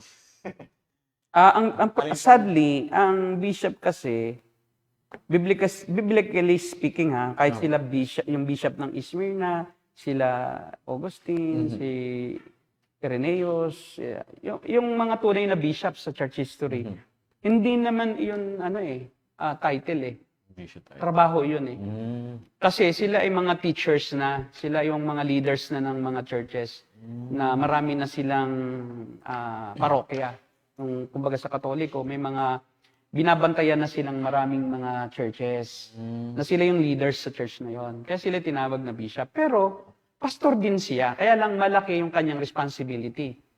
Hindi title na parang may authority kapag sinabing bishop, ang tingin ng tao, uy, mataas ang presyo nito. O mataas ang role nito sa lipunan. Hindi. Actually, ang bishop, ang tawag dyan sa Greek ay episkopos. At ang elder naman ay presbyteros. Servant, yon, servant ang ano diyan. Yun namang pastor ay poimen. Episcopal, elder. Yan. Overseer. Iisa siya. Parang interchangeable po yung mga... Interchangeable. Kumbaga siya ay work siya. Work, hindi siya title, hindi siya position. Ay, ngayon po, anong pagkakaiba ng mga bishop ngayon sa panahon noon? Noon, ang mga bishop, nung unang mga iglesia, yung early churches, ay dahil nga sa Roman Catholic, sila yung nagbuo ng ganung concept na ikaw yung pinakamaraming dito, church ka, so ikaw yung leader ng grupong ito, ikaw yung bishop. Ngayon, nung panahon na yon, nung panahon ng mga apostol, walang bishop. Interchangeable. Pero dahilan sa kinreate ng government yung title at yung position ng bishop, specifically sa Roman Catholic Church ngayon meron, At sa iba pang mga denomination, sa Lutheran meron din, I think, Evangelical, ngayon lang nagkaroon sa Pilipinas, mga early 1990s. Kasabay nung New Apostolic Reformation. Dati walang bishop sa evangelicalism. Ang unang bishop, sa tingin ko lang, if I'm not mistaken, ay yung secretary ng PCEC, si Bishop Tindero. Yun yung legit na bishop. na naunang nagkaroon ng title na bishop sa evangelicalism, ha? Pero sa ibang grupo meron ng bishop. Pero sa evangelical community, nagkaroon ng bishop during the time of Pastor F.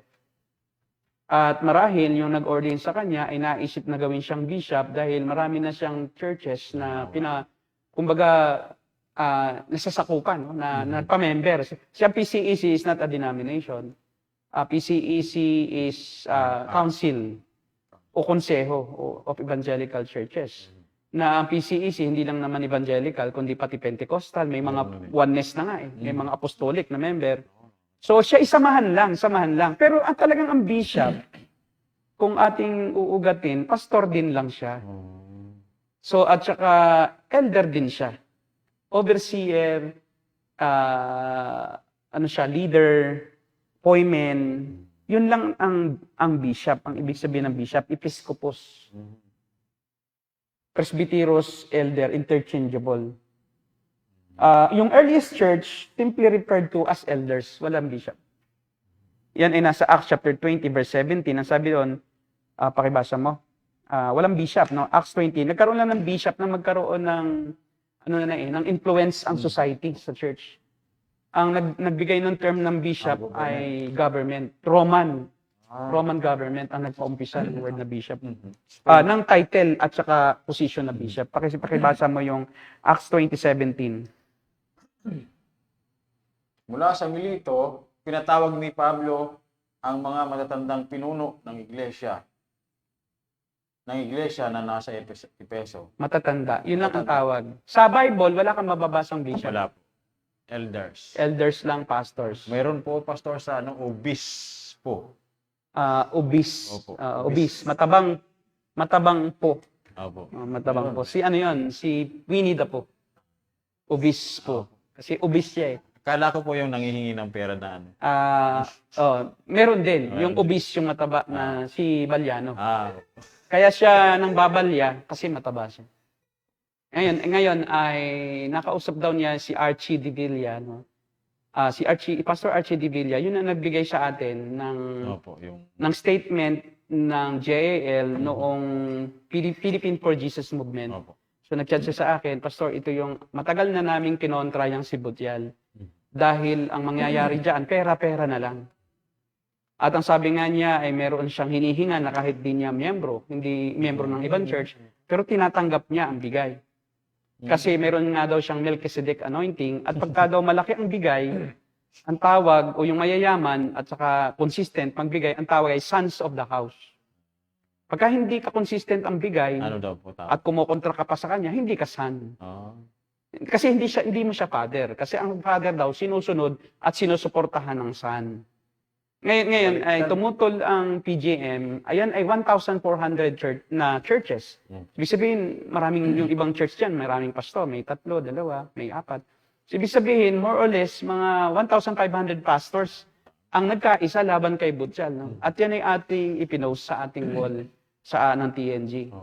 At sabi ko nga, nagpaalam ako, sabi ko, Pastor Archie, pwede ba natin itong... Dalawa kasi pala ang Archie. Yung isang Archie, yung sumusuporta kay Butyal, ibang apelyido. At saka yung isang Archie na siya ngayon ang leader ng Taguig Ministerial na pumalit kay Butyal. Dahil nga kanilang kinalos, ang term niya ay kinalos na namin yan. Dahil marami siyang na-influence na pera-pera na lang na pastor. At yun daw mga mukhang matakaw sa pera talaga na pastor, susunod sa kanya kasi magkakapera din. So magiging sangkalan nila si Butyal. Sabi ng apostol magbigay daw kayo kung ano daw ang di ba? Grabe. Kailangan, kayo, dapat double honor kami. Ang mga servant of God daw is worthy of double honor. Kaya, magpapaambag-ambagan yan, kung anong gusto, kung anong kaya, may kotse. Ihuhulugan ng kotse ang pastor. So ngayon, milyonaryo na daw si Butyal, according to him. Dahil marami na daw siyang bahay. Pero sadly, naging milyonaryo siya dahil sa panghihingi. Kahit hindi niya miyembro. That's the problem. No problem. At ang ang consensus ng grupo nila, ng Philippine for Jesus movement, hindi nga nila pinangalanan doon sa statement Pero siya daw yun. Sabi nga niya sa akin, ang tapang pastor mag-rebuke naman. Bakit naman hindi? Dapat pagka word of God, matapang tayo.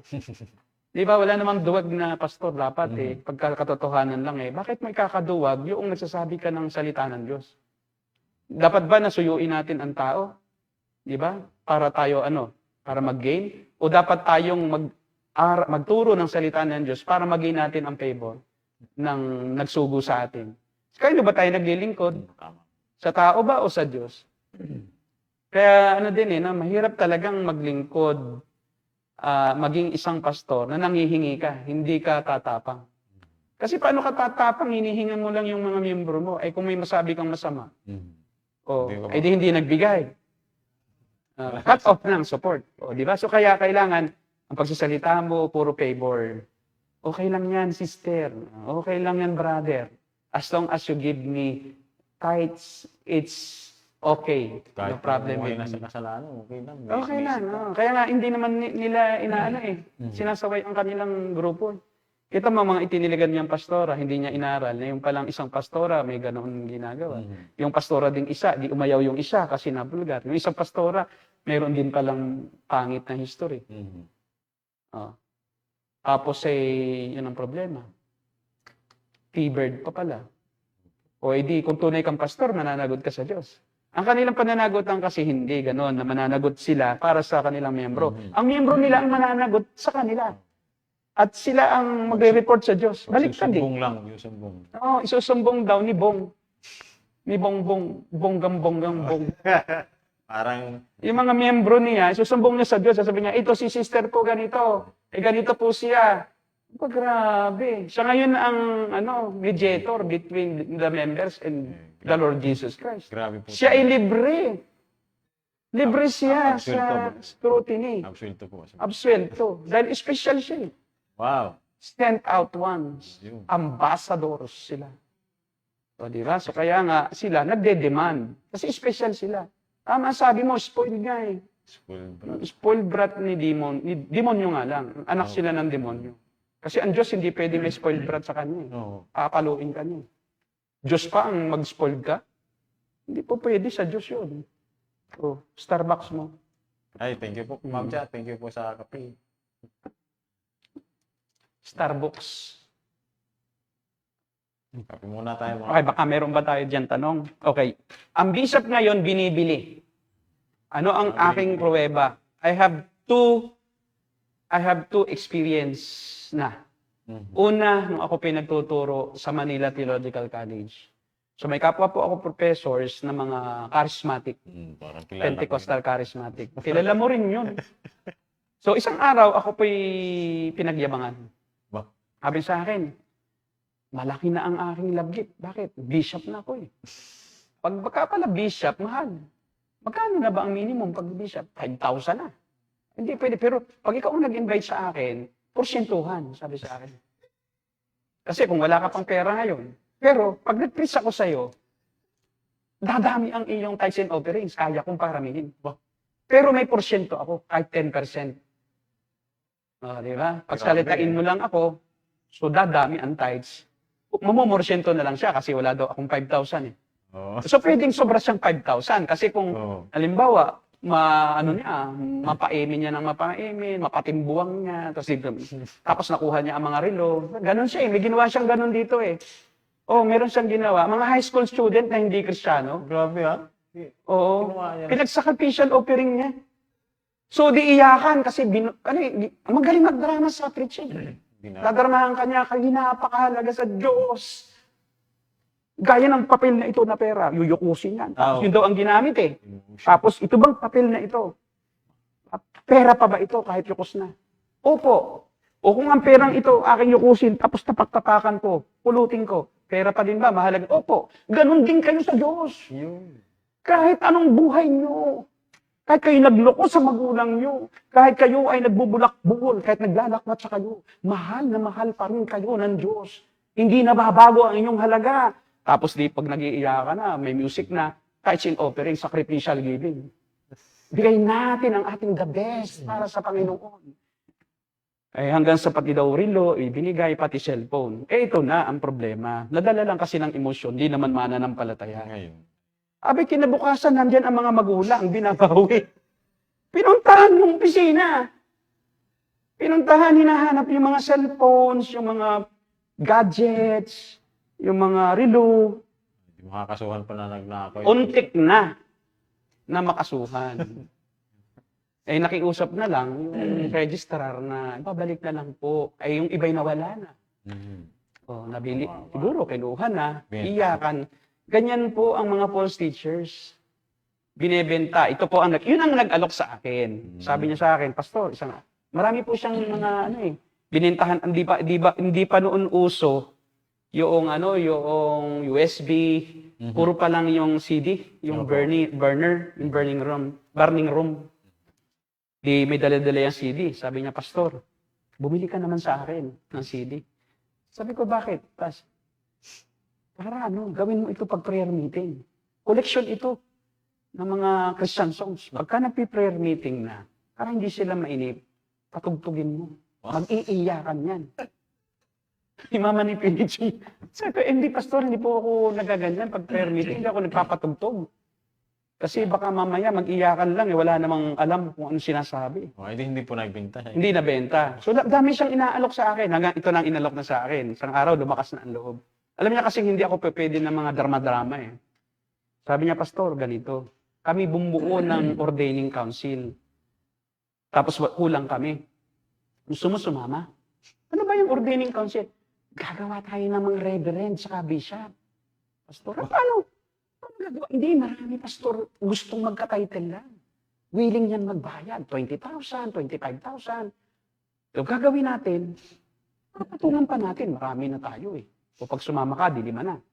Si Pastor ganyan, si Pastor ganon. Kasi nagpaano na kami sa SEC, meron na. Meron din silang pinaregister sa SEC. Sa SEC na The Peace, yung Peace Bible School. Oo. Wala yun. Sabi niya, meron kaming Bible School, wala yan. Walang venue yan, walang ano. Pero nakakapagpaaral kami, malaki ang tuition. Diploma mill lang. Bigyan mong diploma. Grabe, tinuturo sa aking racket. Grabe. Sabi ko, Pastor, hindi ako po pwede. Dahil lang alam ko yung tunay na reverend ay naglingkod talaga sa church. Kasi sanay ako sa ABCOP eh. 10 years sa Bible College namin. Ay 10 years ka bago ka maging reverend. Oo. Tapos bago ka pa nga i-commission, kailangan may 4 years ka sa loob, sa seminary. May 1 year ka. Ang tawag doon, service yan. Service, For year year, of 1 year yan. Meron kang 1 year of service. Tapos pagkatapos ng 1 year, babalik. May grade din yon. Babalik ka, saka ka lang i-commission at pagka-graduate. Ganun sa amin. Sa kanya, hindi. Bayad-bayad lang. Iyon ang una ko. Kasi gagawin niya, magpapasec registered yan ng isang pangalan ng counseling, ordaining council. Yan. Di siyempre, sec registered na. Legal na siya. Ngayon, mamimili ka ngayon kung anong gusto mong title mo. Mag-apply ka sa kanila, tapos sila rin yung member ng ordaining council, may legality nga naman, pero walang spirituality. Kasi bakit? Kahit sino pwede. Kahit walang church, pwede kang maging bishop. Ito yung napatunayan pa na isa. Di ba nung ako ay nag-ordain kasama, kung hindi ko kaibigan yung yung nagpa-ordain, hindi ako pupunta eh. So inano ako na mag-message sa ordination niya. So kasama rin ako dun sa mga naglayhan sa kanya. Hindi ko akalain na bogus din pala yung Bishop. yung isang bishop doon. Kasi naging doktor siya, pakilala niya, doktor siya eh. Doktor bishop. Pero sa kanyang resume, nag-aral lang siya ng diploma ata sa AG. Tapos hindi na siya nag-masters, hindi rin siya nag-doctorate sa isang institution na kilala na may CHED recognition. Paano siya naging doktor? Wala nga siyang masters eh. Dinoktor po. Dinoktor yun. Kung doktor lang. Kondok. Kung, may ano pa yun, kung doktor ang tingin mo. So, okay na siya. Kahit kung doktor lang. Alam mo, pagkatapos na, pag-pray na namin, si Pastor Oliver, tinanong ako, sabi sa akin, Pastor, bakit ka ba, paano ka naging doktor? Siguro akala niya ako fly-by-night na doktor. Sabi ko, through education, matagal na akong nagdo-doktor, pero hindi ako nagpatawag ng doktor. Until such a time na ako yung naging tunay na doktor. Ganun ba? Saan ka nag-doktor? Sa PCU po. Sa Philippine Christian University. Mahabang panahon. Katatapos ng dissertation ko, kado-doktor ko lang. Hindi na nagsalita. Tumigil na ng pagsasalita. Maya-maya, lumapit doon sa dating, lipat siya ng upuan. 3 kami. Yung isa din, ay kaibigan din naman ni Pastor Oliver. Kaya lang pumunta siya kasi kaibigan nga eh. Sabi, naririnig ko, Pastor, gusto mo bang maging bishop? Hindi naman walang dito. Mura lang. May lumapit. Sabi ng lumapit sa kanya, Pastor, hindi nga ako dito kasi kaklase ng ko yan eh. Di sabihin, walang bayad. Kaklase. Walang bayad. Pero may ordination sila ng bishop. 6 ata ang kanilang i-ordain na bishop sa Payatas. Ang problema, hindi niya kilala. Anong patunay? Hindi niya kilala yung kasama ko eh. Ito, lumipat naman sa tabi ko. Sabi sa akin, Pastor, gusto mo, bago ako umalis, papuntang New York. I-ordain kita na bishop. Hindi ako umiimik. Ini-ignore ko kasi baka makapagsalita ako ng masama eh. Ayoko ng personalan eh. In-ignore ko na lang siya. Anong ibig sabihin? Hindi mo ako kilala. Ngayon mo lang ako na-meeting. Ngayon nakita na-meet, gagawin mo akong bishop. Ano ang ibig sabihin ng bishop? Eh na nga lang reverend eh. Kagalang-galang yan eh. Tapos ano mo na reverend. Kasi yung reverend kasi, requirement kasi, na maging reverend ka para magkasal lang. Sa gobyerno kasi, at yun ang ginagawa ng iba. Para magka-title na bishop, mag-a-apply iyan ng pagkakasal. Tapos ilalagay doon sa requirement ng gobyerno na nakalagay, what is your title? Ikaw magbibigay ng title sa sarili mo. So kung gusto mo bishop, di bishop ka agad. Kasi yun lang naman ang ilalagay din naman ng SEC eh. Sa certificate mo eh. Wala naman ang SEC na requirement na iimbestigahan ka pa kung talagang bishop ka o kung talagang doktor ka o kung talagang imam ka. Wala yun. Kaya nung mag-apply ako, nilagay ko, pastor. At ko kailangan ang title na hindi totoo. Diba? Kasi ang talagang role mo lang eh. Wala ka namang napakaraming churches. Wala ka namang denomination. Paano ka naging bishop? Oh, kaya nga yung bishop din na yon, si bishop, yung kilala mo. Hindi, sabi ko, Pastor, ano ba ang pangalan ng church mo? Pangalan na Born Again Christian in the Philippines. Ba, dami ah. Lahat ng born again, kanya. Kasi born again Christians in the Philippines. Tapos natinungin ko, Pastor, saan ang address? P.O. Box na lang. Kaya ang address. Tapos pumunta ako sa church niya, hindi, maliit pa, pa itong partong ito. Kasi doon ang bahay nila, doon ang kainan nila, doon na ang service nila, nagaganap. Ay, naku po, sabi ko. Alam mo, nagiging katatawanan tayo dito eh. Alam mo yung mga yung mga nag-aral sa society, yung sa secular, nadi-discern naman ng mga yan eh. Kung talagang nag-aral ang isang tao o hindi eh. Eh, yun ang nakakahiya, yung sinabing ang daming resume. New York, 30 years sa New York. O, di ba? Tapos, doktor, reverend, bishop, doktor. Nang magsalita na hindi marunong mag-English. Patay. Hiyang-hiya ako. Hindi marunong Nakasama pa ako dito sa... Kaya nga sinabihan ko si Pastor Lee. Sabi ko, Pastor Lee, paano ba nakilala yun? Eh kasi, sabi niya kasi, Pastor, yung mga kamakop sa States, kilala daw niya. Eh daw lang naman eh. Dapat tinanong mo yung mga kaibigan mo doon sa States kung sino yan. Baka mamaya ano pala yan eh. Delinquente yan. Kasi paano mo naging 30 years sa New York, hindi nakakapag-straight ng English. Mali-mali pa ang grammar. So, hindi ako naniniwalang galing siya sa New York for 30 years. Baka 2 years. Kasi pag 30 years, napakahaba naman yan para hindi ka matutong maging slang. May islang ka eh. May islang ka kahit di ka nag-aral. Kasi pagka nasa isang lugar ka ng mga Inglesero, nabagagaya mo yun. Totoo po yun. Eh hindi ako, sabi ko baka New York ko ba Pero I leave a benefit of the doubt kasi baka naman talagang hindi lang nag-aral. Kaya hindi siya natuto. Pero yung pagiging bishop para sa kanya, mali yun. Mali yun. Huwag mong gagawing bishop. Kaya kita mo, ang dami na ngayong bishop sa Pilipinas. Nagtataka nga ako eh, ba't dumami ng bishop? At pagka naging bishop, kumakalas sa din. Tapos nagiging indifferent sa mga nag-aaral na pastor. Kasi sabihin nila hindi na kailangan pag-aaral. Bishop na eh. Kasi bishop na sila eh. Ano ka pa namin ng edukasyon, kaya ko naman bilhin ng title. Ikaw pastor ka lang, nag-aaral ka pa. Pero ikaw pastor ka lang. Ako nga, bishop na ako, 30,000 lang. Sinong nakakahiya sa mata ng Diyos at mata ng tao? Masisikmura mo ba na ikaw ay maglingkod, na binili mo lang ang iyong title? Masisikmura mo bang magpakilala sa buong sangkatauhan at sa harap ng Diyos na ikaw ay bishop? Alam naman ng Diyos at alam mo rin naman sa sarili mo. At alam din naman ng lahat ng tao, binili mo lang yung titulo mo. Pero kung PCEC ka, meron akong, kanina kay Bishop Pantoja, PCEC siya malaking grupo yan. So, hindi doubtful yung pagiging bishop at siya inordain din ng kanilang grupo as bishop ng mga pastor, na legit din pastor. Pero kung fly by night, hindi kilala, kalipunan, bigla ka na lang naging bishop, yan. Ang kabuti. Na parang kabuti kang sumulpot na lang, di ba? Pwede pala po yung Na ganun. nakidlatan lang ng lupa, biglang Oo, tumubo. pwede po pala bishop. Naging bishop ka agad. So, ang definition po ng bishop, yung role, ay talaga pong parehas lang sa pastor. At walang bishop po sa Bible Walang bishop sa Bible. Wala. Kaya lang, nagkaroon ng bishop dahil sa government. Nagkaroon na sila ng hierarchy sa church at specifically sa Roman Catholic Church. Kasi ang isang obispo sa Roman Catholic Church, meron siyang prelatura. Meron siyang ginogovern na isang distrito.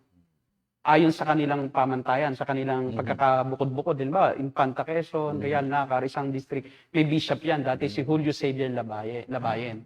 Tapos under niya yung mga kura paruko. Marami siyang hinahandle na kura paruko o mga parish priest.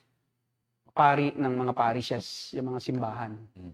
Tapos isang pari sa isang town, merong mga parishes sa mga seminarians, mga ina-assign niya sa mga sitio. Yung pari, hindi yung pinaka-senior na pari, hindi pumupunta yan sa mga malalayong lugar. Mga missionaries saka mga seminarians, yung mga hindi patunay na pari. Yan ang nasa field. Tapos yung obispo, nasa office lang yan. Talaga. Tapos nag-guide lang siya ng mga parish priest niya. Hanggang sa meron na ring cardinal. Yung cardinal naman, may mga bishop siyang under. Cardinal siya.